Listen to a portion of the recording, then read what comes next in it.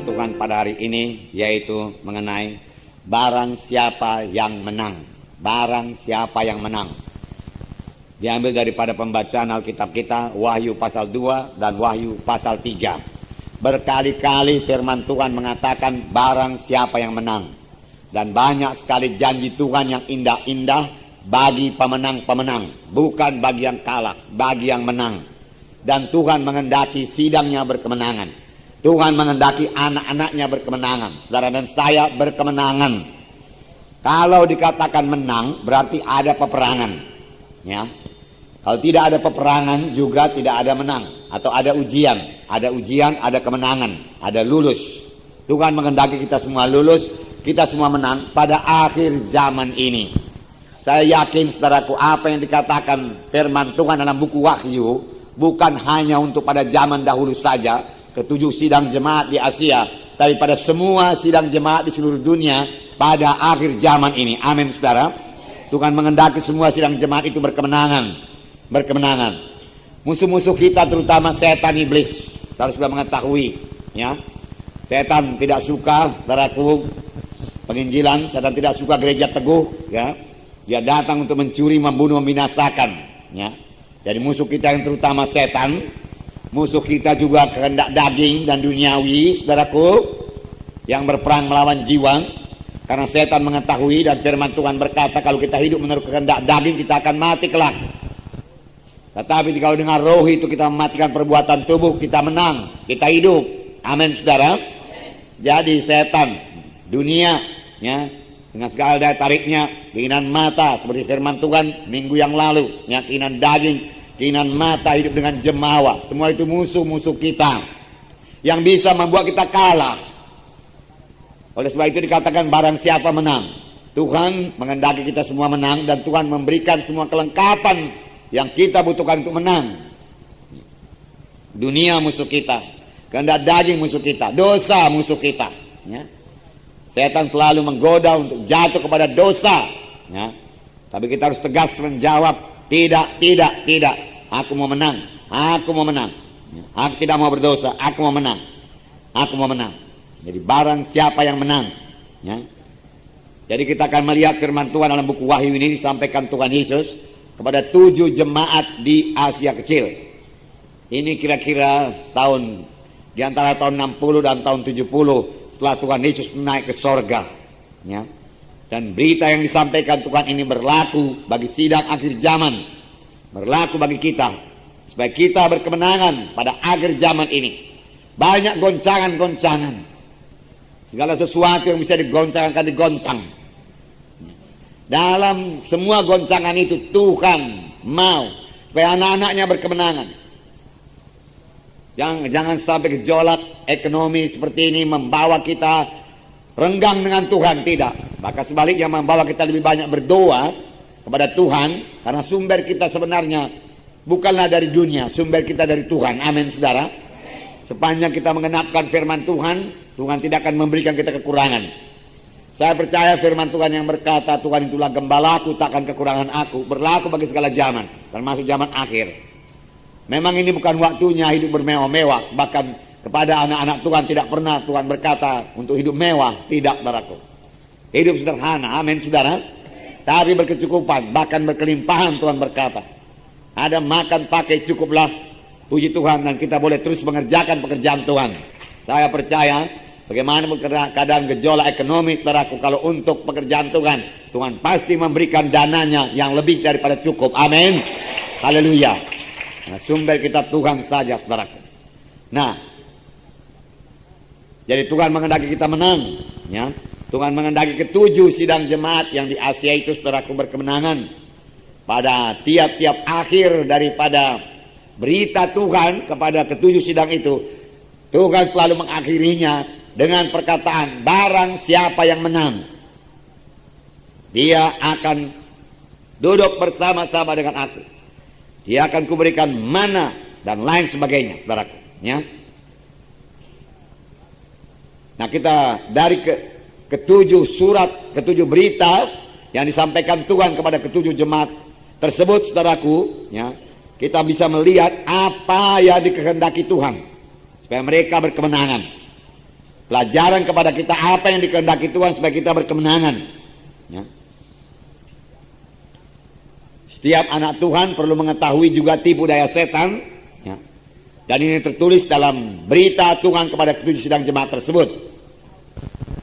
Supaya kita tahu menangkisnya. Dan mematahkan semua tipu daya setan tersebut, serangan setan tersebut. Supaya kita berkemenangan. Berbagai-bagai tipu daya setan, diantaranya ada yang membuat supaya kasih yang mula-mula itu menjadi luntur atau hilang sama sekali. Ada yang memakai pengajaran-pengajaran sesat. Caranya yang terutama yaitu keselamatan itu adalah anugerah. Jadi kamu boleh hidup terus dalam dosa tanpa pertobatan, asal menerima sebagai Tuhan dan Juru Selamat, maka kamu akan ke sorga. Itulah pengajaran yang ada pada waktu itu, saudaraku. Kita akan membaca salah satu daripadanya, Wahyu pasal 2. Saya harap saudara nanti membaca surat Yohanes kepada ketujuh sidang jemaat ini. Wahyu pasal 2.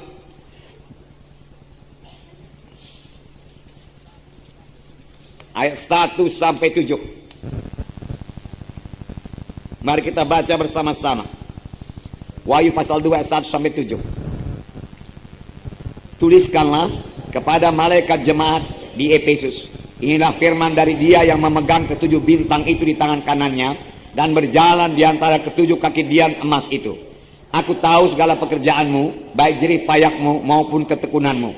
Aku tahu bahwa engkau tidak dapat sabar terhadap orang-orang jahat, bahwa engkau telah mencobai mereka yang menyebut dirinya rasul, tetapi yang sebenarnya tidak demikian, bahwa engkau telah mendapati mereka pendusta. Dan engkau tetap sabar dan menderita oleh karena namaku. Dan engkau tidak mengenal lelah. Namun demikian aku mencela engkau, karena engkau telah meninggalkan kasihmu yang semula. Sebab itu ingatlah betapa dalamnya engkau telah jatuh. Bertobatlah dan lakukanlah lagi apa yang semula engkau lakukan. Jika tidak demikian aku akan datang kepadamu, dan aku akan mengambil kaki dianmu dari tempatnya, jikalau engkau tidak bertobat. Tetapi ini yang ada padamu, yaitu engkau membenci segala perbuatan pengikut-pengikut Nikolaus, yang juga kubenci. Siapa yang bertelinga hendaklah ia mendengarkan apa yang dikatakan Roh kepada jemaat-jemaat. Barang siapa yang menang, dia akan kuberi makan dari pohon kehidupan yang ada dalam Firdaus Allah. Ada beberapa hal yang baik yang dipuji Tuhan dari sidang Efesus ini. Aku tahu segala pekerjaanmu, aku tahu jerih lelahmu, bahkan engkau tidak mengenal lelah. Aku tahu ketekunanmu. Bagus sekali. Mengerjakan pekerjaan Tuhan harus tekun, saudara. Mengerjakan pekerjaan Tuhan harus tidak kenal lelah. Bahkan kadang-kadang dalam mengerjakan pekerjaan Tuhan kita sampai-sampai merasakan tidak sanggup lagi karena kecapean. Saudara, dalam hal itu kita harus mengangkat tangan kepada Tuhan, berikan kekuatan Tuhan. Karena Roh Kudus menghidupkan tubuh kita yang fana ini. Roh Kudus selalu disediakan bagi kita. Nah, setiap anak Tuhan harus ambil bahagian dalam pelayanan. Amin, saudara. Bukan hanya pendeta-pendeta, guru-guru, gembala-gembala, penginjil-penginjil, saudara. Nah, rasul-rasul, nabi-nabi, bukan. Ya, semuanya kita mengambil bahagian dalam pekerjaan Tuhan.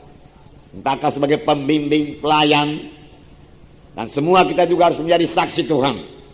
Hanya dengan demikian saja kita bisa memberi buah kepada Tuhan. Yaitu jikalau kita melayani. Tanpa melayani kita tidak akan memberi buah. Saudara berkata buah itu maksudnya buah Roh Kudus. Kalau saudara teliti buah Roh Kudus, saudaraku, saudara itu mengajak kita untuk melayani, memberi buah kepada Tuhan. Sering saya katakan kalau hanya pendeta-pendeta, penginjil-penginjil, saudaraku, dan beberapa pekerja-pekerja gereja saja yang diharapkan untuk mengenapkan perintah agung yang berkata, pergilah kamu ke seluruh dunia, beritakan Injil ke seluruh dunia, jadikan sekalian bangsa muridku, ya, baptislah mereka dalam nama Bapa, Anak, dan Roh Kudus. Aku menyertai kamu sampai kepada kesudahan alam. Kalau ini hanya dikerjakan oleh pendeta-pendeta saja, penginjil-penginjil saja, tanpa diikuti oleh semua anak-anak Tuhan, kapanpun Yesus tidak akan datang. Karena amanat agung tidak akan pernah digenapkan. Semua kita ikut mengambil bahagian. Amin, saudara. Saya katakan waktu itu kalau dalam satu peperangan hanya jenderal-jenderal saja, saudaraku, mayor, kolonel yang maju berperang, tetapi tidak ada prajurit, peperangan tidak akan bisa dimenangkan. Tetapi bersama-sama dengan prajurit dan segala pangkat-pangkat yang tertinggi, saudaraku, ikut berperang. Dengan demikian peperangan bisa dimenangkan. Amin, saudara. Demikian dalam peperangan, dalam pekerjaan Tuhan ini. Semua bersatu, semua bersehati. Dengan demikian setiap anak Tuhan boleh memberi buah. Bahkan firman Tuhan berkata, anak Tuhan yang tidak memberi buah, cara yang tidak berbuah akan ditebang dan dibuang ke dalam api. Semua kita bisa berbuah, semua kita bisa melayani. Syukur saudara semua sudah melayani sebagai pemimpin KKS. Dan dengarkan lagi apa pimpinan Tuhan kepada saudara. Kemana lagi saudara melayani. Amin, saudara. Ya, bertumbuh terus dalam Tuhan. Puji Tuhan, saudara. Bekerja dengan rajin, tidak kenal lelah. Tuhan memberikan kita Roh Kudus. Kamu akan beroleh kuasa kelak apabila Roh Kudus turun ke atas kamu. Dan kamu menjadi saksi bagiku Yerusalem, Yudea, Samaria, sehingga sampai ke ujung bumi. Bersandar pada kuasa Roh Kudus. Amin. Bersandar kepada Roh Kudus untuk urapan saudara. Bersandar kepada Roh Kudus, saudaraku, dalam pelayanan. Bersandar kepada karunia-karunia Roh Kudus dalam pelayanan. Karunia Roh Kudus bukan milik seseorang. Itu milik sidang. Tuhan berkata karunia-karunia Roh Kudus diberikan untuk kepentingan bersama. Saudara boleh dipakai Roh Kudus. Sepanjang saudara mendengar, mau mendengarkan suara Roh Kudus. Oleh sebab itu dalam berdoa pada pagi hari, dengar suara Tuhan. Amin, saudara. Jangan kita saja yang cerita kepada Tuhan. Tanya Tuhan apa maksudmu pada hari ini, Tuhan. Sehingga doa, saudaraku, bersekutu dengan Tuhan menjadi satu kesukaan kepada saudara. Harus saudara mendengarkan suara Tuhan dan menerima pimpinan Tuhan. Jadi doa pada pagi hari. Ya, semua kita harus berdoa pada pagi hari. Amin, saudara. Ambil waktu untuk mencari wajah Tuhan di pagi hari. Itulah kekuatan kita sepanjang hari itu. Dan dengarkan suara Tuhan pada pagi hari. Bersekutu dengan Tuhan. Puji Tuhan, sembah Tuhan, dan dengar suara Tuhan, dan patuhi suara Tuhan. Pada hari itu, jangan buru-buru. Disitulah banyak, saudaraku, anak-anak Tuhan tidak menerima pimpinan Roh Kudus, ya, karena terlalu terburu-buru. Ya. Jangan, memang kita tidak perlu membuang-buang waktu sampai tidur begitu lambat, saudara. Tidur cepat dan bangun cepat, supaya bisa berdoa. Amin, saudara. Lalu kita dengar suara Tuhan, bersekutu dengan Tuhan, kasih Tuhan mengalir. Dan Roh Kudus akan memimpin kita pada segala kebenaran. Dan membuat kita menang dalam pelayanan. Amin. Dan firman Tuhan berkata kepada sidang Efesus, kamu sabar menderita karena namaku. Haleluya. Ini amat baik. Sabar menderita. Menderita karena tidak kompromi. Bukan menderita karena dosa. Bukan menderita karena kutuk dosa. Sudah bebas kita dari kutuk dosa. Amin. Bebas daripada penyakit. Amin. Kalau belum ikut Tuhan sungguh-sungguh, Tuhan akan membebaskan kita dari kelemahan-kelemahan dan penyakit-penyakit. Itu gunanya bilur Yesus yang sering kita dengar dalam hari-hari Natal belakangan ini. Saya katakan satu bilur Yesus cukup menyembuhkan semua penyakit saudara. Saya katakan waktu itu, saudaraku, cambuk penyiksaan yang membuat Tuhan berbilur-bilur, satu pegangannya 5 cabang. Dari 5 cabang itu diikatlah itu timah-timah, besi-besi tajam, saudaraku, dan tulang-tulang. Sehingga tiap-tiap kali dipukulkan, maka lukalah punggung Tuhan Yesus. Itu namanya bilur. Dan firman Tuhan berkata, bilur Yesus tidak sia-sia. Amin. Dan jangan sia-siakan bilur Yesus dengan tidak beriman kepada bilur Yesus. Boleh pakai obat, saudaraku, tapi lebih berimanlah kepada bilur Yesus daripada kepada obat. Amin, saudara. Ya. Obat bahkan kuasanya terbatas. Tapi bilur Yesus tidak terbatas kuasanya. Saya percaya, amin, saudara. Karena itu kuasa Tuhan. Banyak yang sembuh. Di samping itu masih ada mujizat-mujizat Tuhan yang berlangsung. Bahkan firman Tuhan berkata, maka mereka itu pergilah dan memberitakan di mana-mana. Dan Tuhan turut bekerja bersama-sama dengan mereka itu. Dan meneguhkan firman itu dengan kuasa dan tanda ajaib. Kapankah kita akan mengalami kuasa dan tanda ajaib? Kalau kita pergi dan mengabarkan Injil. Biarlah tahun depan padaku penginjilan lebih ditingkatkan lagi dalam sidang ini. Baik di kota Medan, baik di luar kota Medan. Amin, saudara.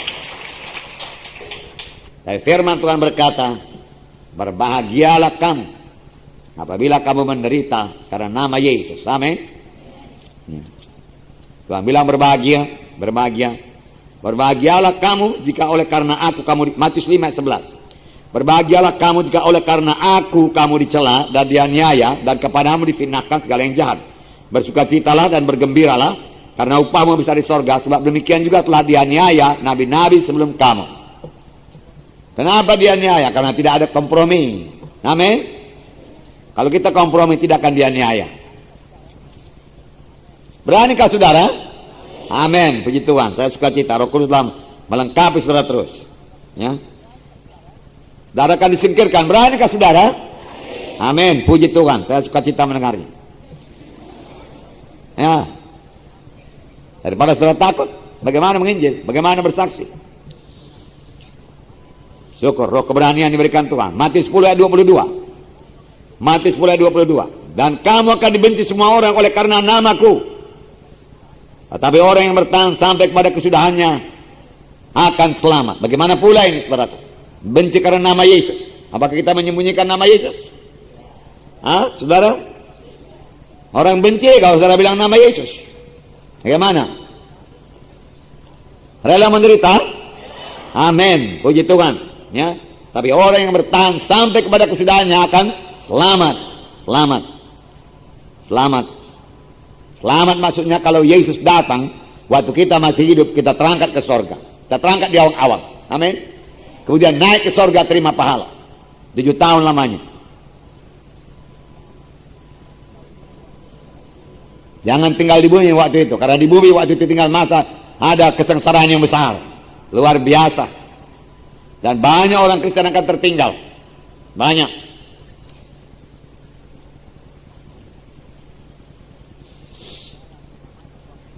Dan saya percaya keselamatan waktu itu dibayar dengan martir. Lebih baik sekarang ya. Menang. Amin. Lebih baik sekarang berkemenangan. Nah. Kisah 9 ayat 16. Lihatlah. Waktu Tuhan memanggil Paulus, saudaraku. Tuhan sama sekali tidak membujuk. Bahkan Tuhan menerangkan apa yang sebenarnya akan dialami Paulus. Kisah 9 16. Ayat 15 ya. Tetapi firman Tuhan kepadanya, pergilah sebab orang ini adalah alat pilihan bagiku untuk memberitakan namaku kepada bangsa-bangsa lain serta raja-raja dan orang-orang Israel. Aku sendiri akan menunjukkan kepadanya. Jadi Tuhan tidak sembunyikan ya. Tuhan sendiri akan menunjukkan kepadanya. Kepada siapa ini? Paulus. Betapa banyak penderitaan yang harus dia tanggung oleh karena namaku. Nah, memang Paulus menerima banyak sekali penderitaan karena nama Yesus. Amin saudara.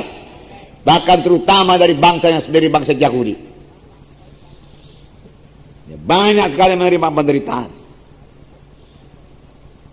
Mari kerja sungguh-sungguh buat Tuhan. Saudara, saya katakan pada hari Minggu nanti kalau kita ketemu Paulus, saudaraku, dan kita begitu entengnya mengikut Tuhan ini, saudara, tanpa penderitaan sama sekali, bisa-bisa juga ke sorga seperti menerusi lautan api, saudaraku.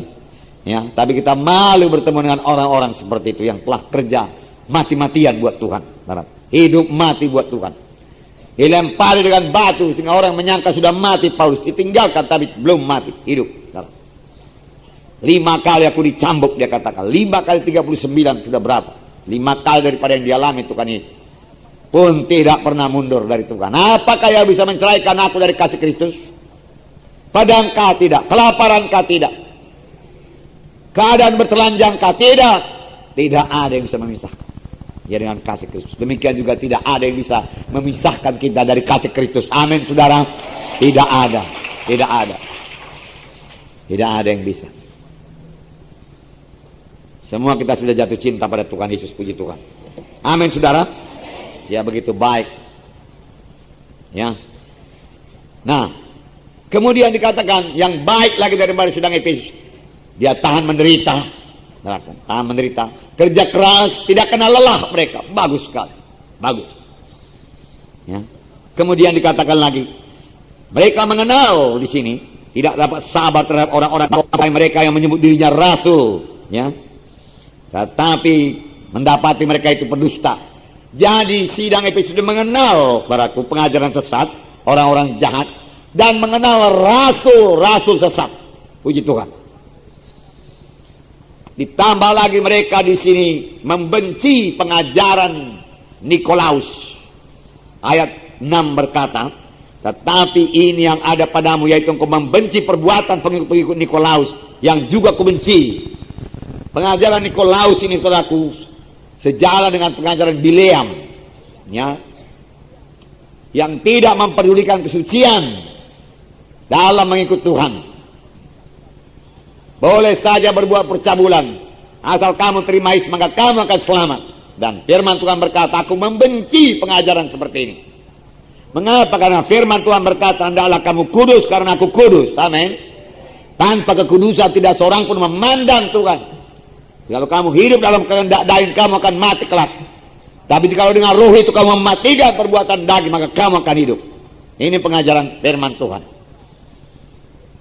Dan orang Efesus, sidang Efesus mengenal itu. Dia benci pengajaran seperti itu. Dia tolak orang yang menamakan dia rasul, tapi mengenalnya sebagai rasul palsu. Dan Tuhan suka, itu hal-hal yang baik dari sidang di Efesus. Hal-hal yang baik. Mereka mengenal mereka harus suci. Tanpa kesucian tidak bisa memandang Tuhan. Mereka kenal itu.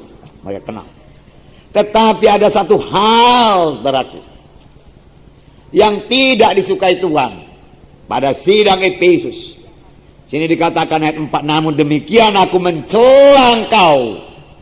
Sudah banyak hal yang baik tadi. Rajin menginjil, kerja keras, tidak kenal lelah, mengenal pengajaran sesat, mengenal rasul-rasul palsu, dan juga membenci pengajaran orang Nikolaus.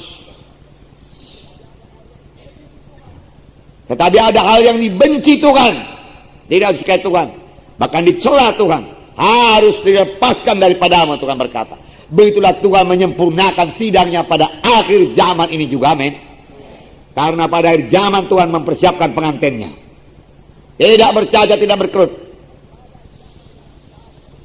Dan pada akhir zaman ini yang jahat akan bertambah-tambah jahat, tapi yang kudus akan bertambah-tambah kudus. Amin, saudara. Biarlah kita bertambah-tambah kudus. Biarlah kita lain daripada dunia ini. Dan dunia akan mencela kita. Dunia akan menganggap kita aneh. Dia tidak bisa mengerti. Sebenarnya karena Yesus dalam kita. Di sini dikatakan, mereka telah meninggalkan kasih yang semula. Namun demikian aku mencela engkau, karena engkau telah meninggalkan kasihmu yang semula. Kasih yang begitu dalam terhadap Tuhan Yesus.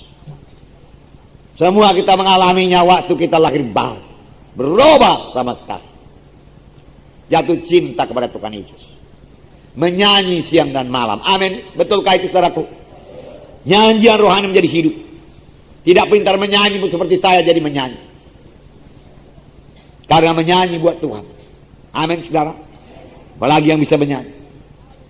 Kapan kami dalam penginjilan selalu nyanyian, pada nyanyian sepanjang jalan. Pulangnya juga menyanyi sampai ketiduran, saudara. Tinggallah si supir, saudara. Dulu saya menyupir, saudara. Pun saya masih menyanyi juga. Supaya saya jangan mengantuk. Sampai lelah dan sampai ke rumah masih bersyukur kepada Tuhan dan berterima kasih buat semua kemenangan yang diberikan Tuhan buat jiwa-jiwa selamat.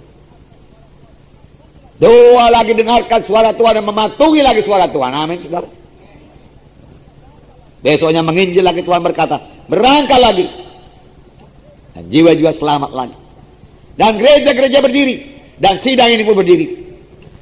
Sekarang sudah sangat diberkati Tuhan dengan ribuan jiwa-jiwa. Tapi semua dimulai dari kecil. Dengan mengasihi Tuhan. Mengasihi jiwa-jiwa. Harus mengasihi. Harus mengasihi. Saudara-saudara pemimpin KKS juga, saudara harus mengasihi jiwa-jiwa di KKS, saudara. Saudara mau berdoa. Dan saudara mau orang itu sembuh. Lebih dahulu kasihi orang. Catherine Kuhlman begitu mengasihi jiwa-jiwa yang sakit. Dan dia dipakai Tuhan luar biasa dalam penyembuhan orang-orang sakit. Saudara, dia hanya masuk ke pentas pada waktu firman Tuhan. Sebelumnya segala acara nyanyian-nyanyian dia tidak masuk, saudara. Hanya nyanyian terakhir waktu penyembahan, He touch me, dia jamah. Dia naik ke pentas dengan air mata bercucuran. Karena sebelumnya di belakang pentas dia sudah berdoa. Tuhan, dia katakan, kalau bisa aku yang menanggung penyakitnya Tuhan, tapi mereka itu sembuh, aku rela. Sekiranya ada orang penyakit kanker, dia rela dapat kanker supaya orang itu sembuh dari kanker. Tapi tidak bisa demikian. Tuhan saja yang bisa menanggung, bukan kita. Tapi begitulah kasihnya. Nah, itu membuat dia berdoa dengan hati yang benar-benar tergerak oleh belas kasihan. Dan jiwa-jiwa sembuh. Dan jiwa-jiwa sembuh.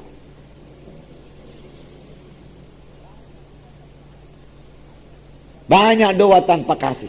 Lancar, suara kuat. Nah, tapi tanpa kasih,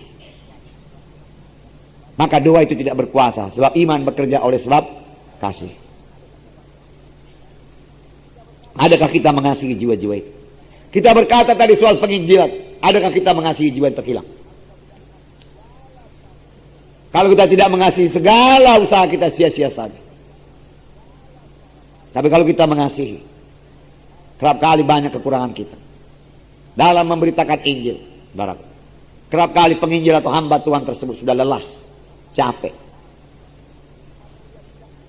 Tapi sepanjang dia tidak kehilangan kasihnya dalam melayani jiwa-jiwa itu, Roh Kudus akan menyelamatkan jiwa-jiwa dan menyembuhkan jiwa-jiwa. Amin, saudara. Itu yang dilihat Tuhan, kesungguhan hati, kasih. Karena Allah itu kasih adanya. Dasarnya Yesus datang ke dunia ini karena demikian Allah mengasihi isi dunia ini. Hingga dikaruniakannya yang tunggal. Supaya barang siapa yang percaya kepada yang tidak binasa dan beroleh hidup yang kekal. Kasih.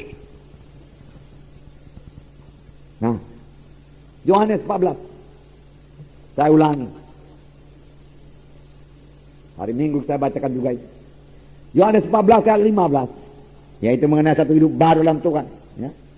Firman Tuhan minggu yang lewat, hidup kita lain daripada hidup dunia ini, hidup bersekutu dengan Tuhan. Amin, saudara. Ya. Hidup mengasihi, amin, saudara. Saya bacakan juga ini sekali lagi. Yohanes 14 ayat 15. Jikalau kamu mengasihi aku, kamu akan menuruti segala perintahku, dan aku akan minta kepada Bapa dan Ia akan memberikan kepadamu seorang penolong yang lain, supaya menyertai kamu selama-lamanya, yaitu Roh kebenaran. Dunia tidak dapat menerima dia, sebab dunia tidak melihat dia dan tidak mengenal dia. Tapi kamu mengenal dia, sebab ia menyertai kamu dan akan diam dalam kamu. Sukacitakah kita menuruti perintah-perintah Tuhan? Jikalau kamu mengasihi aku, kamu akan menuruti perintahku, Tuhan berkata. Sukacitakah kita dalam mematuhi pelayanan? Ini yang dikehendaki Tuhan. Pelayanan asal jadi tanpa sukacita, saudaraku, tanpa kasih, saudaraku, adalah pekerjaan-pekerjaan kayur kering jerami saja itu, saudara.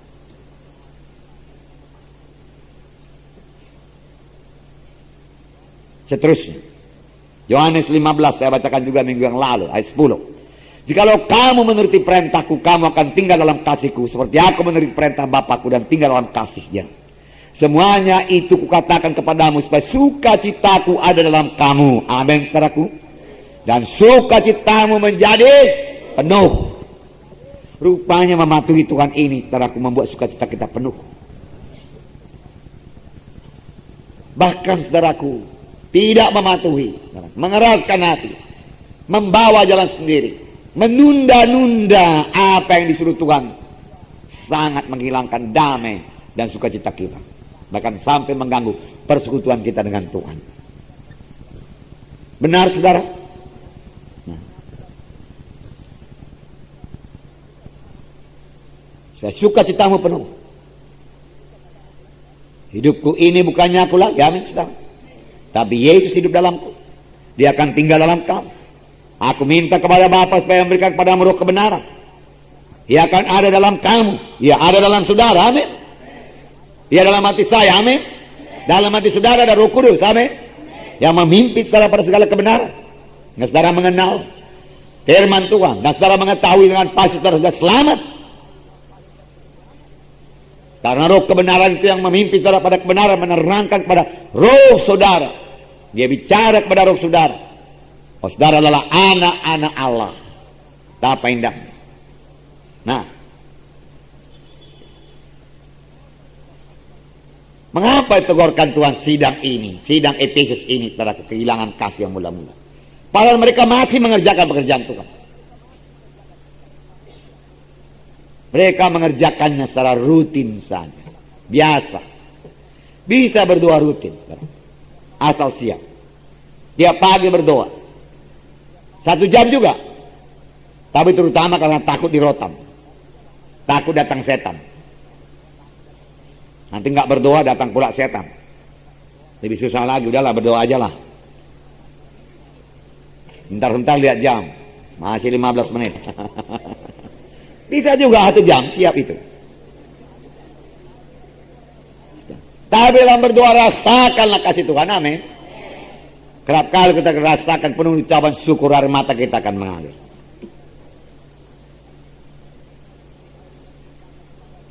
Kalau kita ceritakan betapa baiknya Engkau Tuhan, haleluya. Tidak biasa-biasa, tidak ada doa biasa-biasa dari hari ke hari.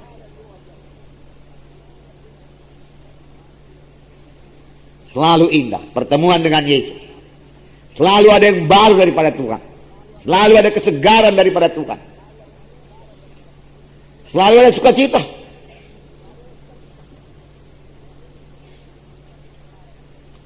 Tuhan tidak melarang kita bersukacita. Setelah berdoa, baca firman.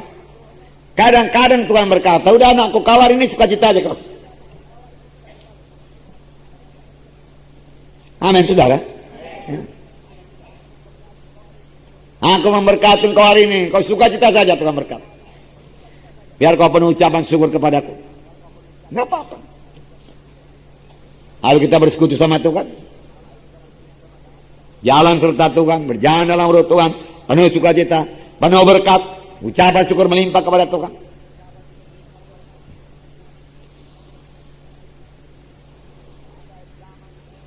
Pada akhir zaman setan memakai segala cara untuk menghilangkan, melunturkan kasih yang mula-mula. Karena hanya dengan kasih yang mula-mula, yang menyala-nyala buat Tuhan, yang begitu dalam, yang suka mematuhi Tuhan, kita bisa mengerjakan pekerjaan Tuhan.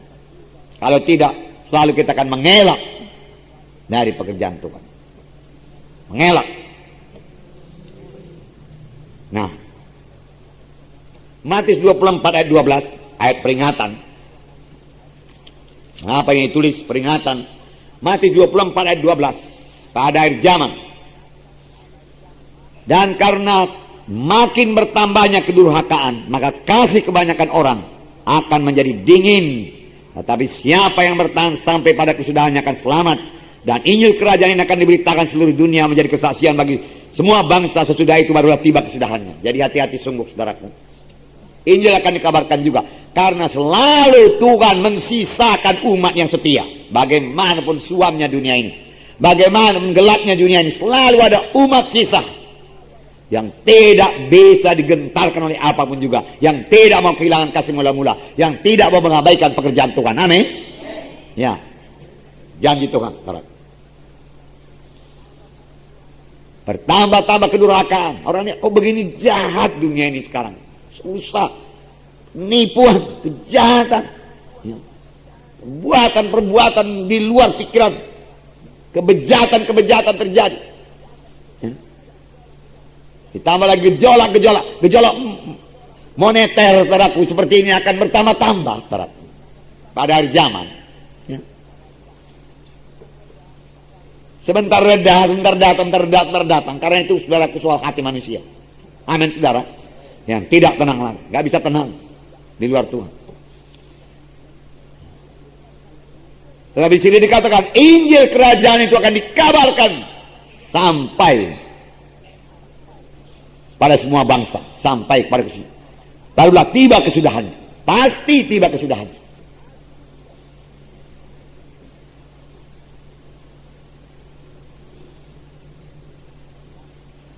Dan saya yakin saudaraku, ini sudah akhir-akhir ini. Pada waktu kamu lihat pohon ara mulai bertunas, kamu tahu bahwasanya musim panas sudah hampir. Dan generasi yang melihat pohon ara bertunas ini tidak akan hilang, tidak akan lenyap sebelum semuanya itu jadi. Pohon ara bertunas, saudara. Bangsa Israel merdeka tahun 48. Satu generasi berapa? 60 tahun. Tambahkan lagi. Mungkin tidak sampai 60 tahun kalau diambil rata-rata. 48 tambah 60, 2008. Nah, saya boleh jadi cuma 50 tahun satu generasi. 48 tambah 50, 1998. Tahun depan.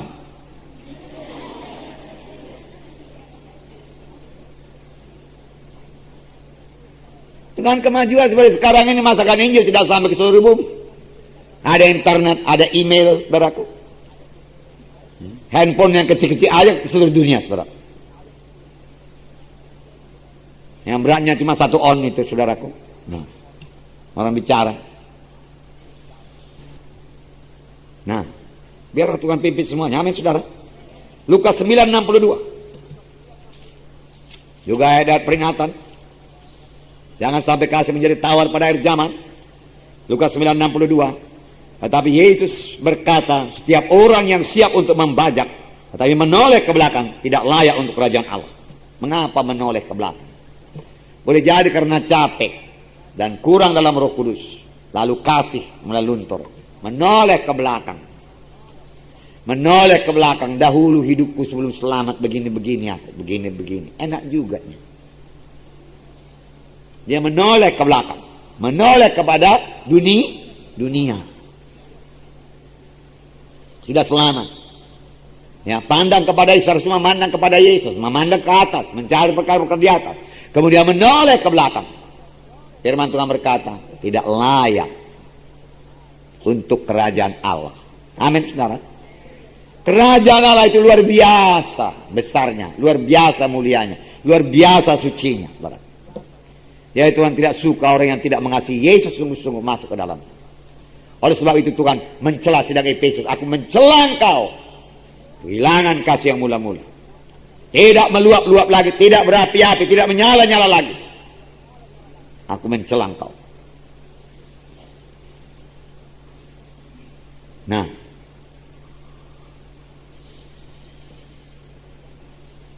janganlah kehilangan kasih yang mula-mula. Amin, saudaraku. Dan jangan sampai mundur. Ini saya baca kepada saudara peringatan. Jangan sampai mundur.